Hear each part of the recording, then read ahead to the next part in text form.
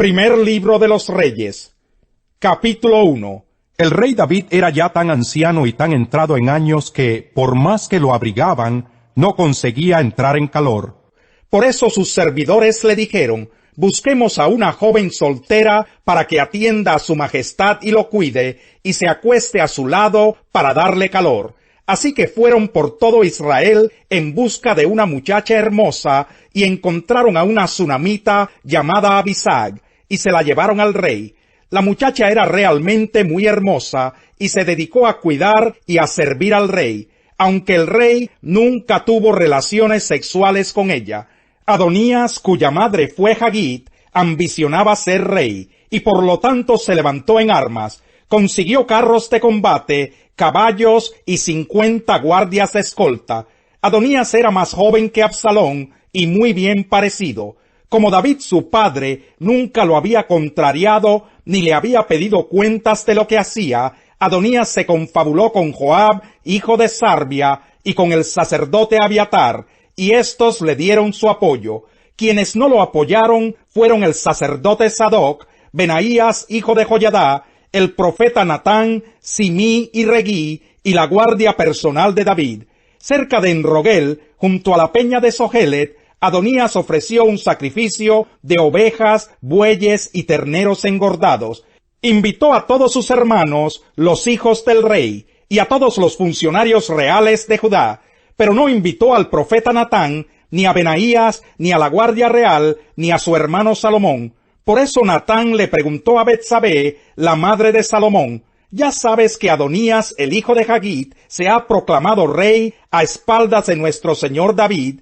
Pues si quieres salvar tu vida y la de tu hijo Salomón, déjame darte un consejo. Ve a presentarte ante el rey David y dile: ¿acaso no le había jurado su majestad a esta servidora suya que mi hijo Salomón lo sucedería en el trono? ¿Cómo es que ahora el rey es Adonías? Mientras tú estés allí, hablando con el rey, yo entraré para confirmar tus palabras.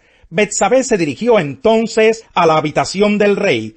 Como éste ya era muy anciano, lo atendía a Abisag la sunamita.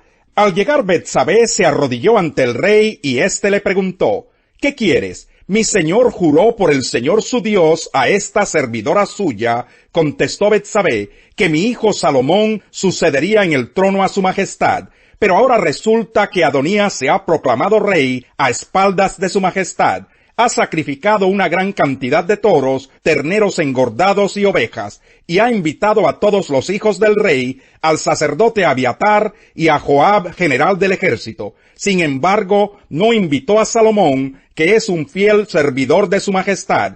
Mi señor y rey, todo Israel está a la expectativa y quiere que usted le diga quién lo sucederá en el trono. De lo contrario, tan pronto como su majestad muera, mi hijo Salomón y yo seremos acusados de alta traición.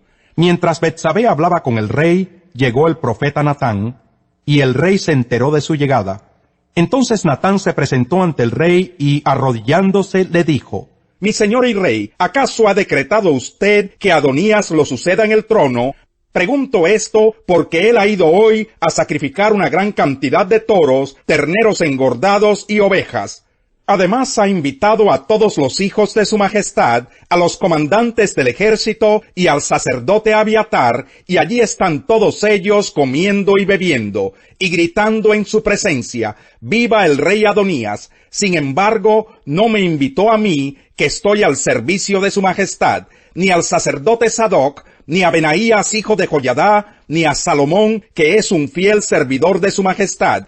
¿Será posible que mi señor y rey haya hecho esto sin dignarse comunicarles a sus servidores quién lo sucederá en el trono? Al oír esto, el rey David ordenó: llamen a Betsabé. Ella entró y se quedó de pie ante el rey.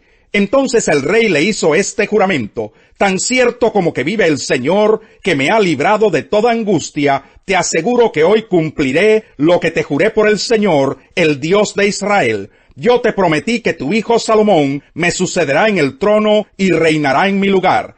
Betsabé se inclinó ante el rey y, postrándose rostro en tierra, exclamó: que viva para siempre mi señor el rey David. David ordenó: llamen al sacerdote Sadoc, al profeta Natán y a Benaías, hijo de Joyadá. Cuando los tres se presentaron ante el rey, éste les dijo: tomen con ustedes a los funcionarios de la corte, monten a mi hijo Salomón en mi propia mula y llévenlo a Gihón, para que el sacerdote Sadoc y el profeta Natán lo unjan como rey de Israel. Toquen luego la trompeta y griten: ¡viva el rey Salomón!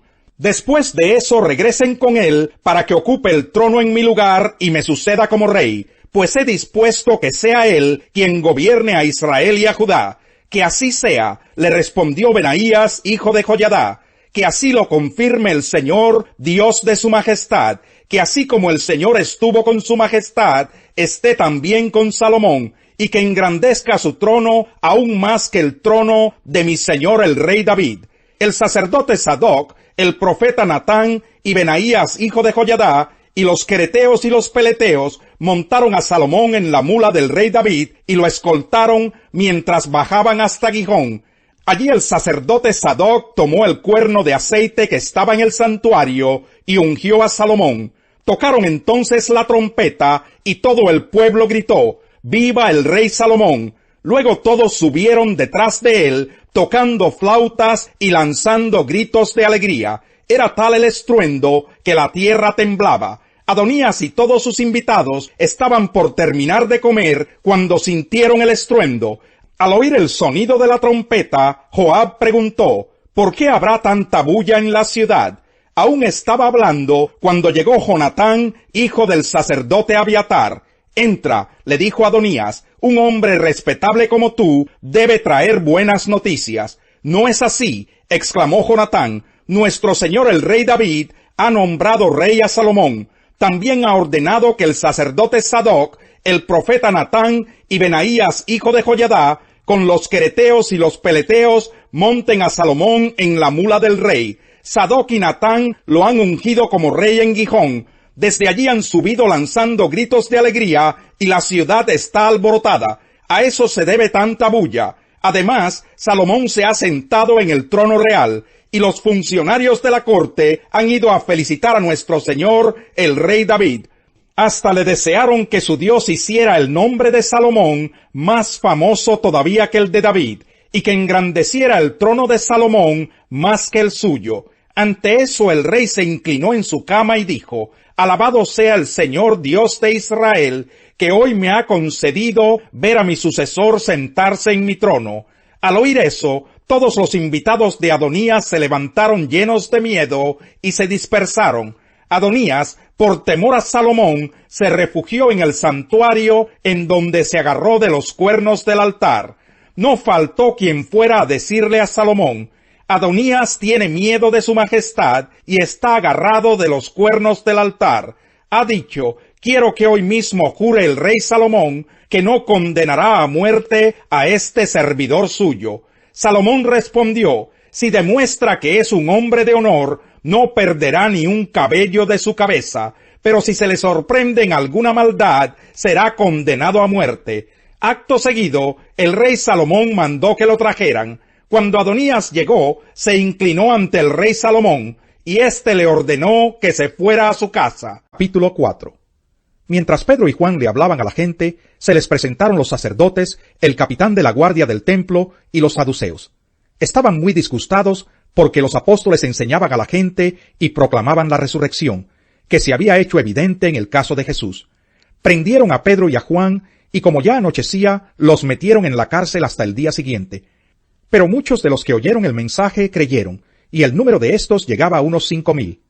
Al día siguiente, se reunieron en Jerusalén los gobernantes, los ancianos y los maestros de la ley. Allí estaban el sumo sacerdote Anás, Caifás, Juan, Alejandro y los otros miembros de la familia del sumo sacerdote. Hicieron que Pedro y Juan comparecieran ante ellos y comenzaron a interrogarlos. ¿Con qué poder o en nombre de quién hicieron ustedes esto? Pedro, lleno del Espíritu Santo, les respondió: gobernantes del pueblo y ancianos, hoy se nos procesa por haber favorecido a un inválido, y se nos pregunta cómo fue sanado. Sepan pues todos ustedes y todo el pueblo de Israel que este hombre está aquí delante de ustedes, sano gracias al nombre de Jesucristo de Nazaret, crucificado por ustedes, pero resucitado por Dios. Jesucristo es la piedra que desecharon ustedes los constructores, y que ha llegado a ser la piedra angular. De hecho, en ningún otro hay salvación, porque no hay bajo el cielo otro nombre dado a los hombres mediante el cual podamos ser salvos. Los gobernantes, al ver la osadía con que hablaban Pedro y Juan, y al darse cuenta de que eran gente sin estudios ni preparación, quedaron asombrados y reconocieron que habían estado con Jesús. Además, como vieron que los acompañaba el hombre que había sido sanado, no tenían nada que alegar. Así que les mandaron que se retiraran del consejo y se pusieron a deliberar entre sí. ¿Qué vamos a hacer con estos sujetos? Es un hecho que por medio de ellos ha ocurrido un milagro evidente. Todos los que viven en Jerusalén lo saben, y no podemos negarlo. Pero para evitar que este asunto siga divulgándose entre la gente, vamos a amenazarlos para que no vuelvan a hablar de ese nombre a nadie. Los llamaron y les ordenaron terminantemente que dejaran de hablar y enseñar acerca del nombre de Jesús. Pero Pedro y Juan replicaron: ¿Es justo delante de Dios obedecerlos a ustedes en vez de obedecerlo a Él? Júzguenlo ustedes mismos. Nosotros no podemos dejar de hablar de lo que hemos visto y oído.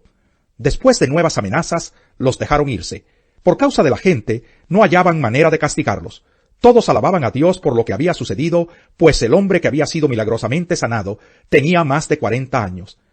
Al quedar libres, Pedro y Juan volvieron a los suyos y les relataron todo lo que les habían dicho los jefes de los sacerdotes y los ancianos. Cuando lo oyeron, alzaron unánimes la voz en oración a Dios. Soberano Señor, Creador del cielo y de la tierra, del mar y de todo lo que hay en ellos, tú, por medio del Espíritu Santo, dijiste en labios de nuestro padre David, tu siervo: ¿Por qué se sublevan las naciones, y en vano conspiran los pueblos? Los reyes de la tierra se rebelan, y los gobernantes se confabulan contra el Señor, y contra su ungido.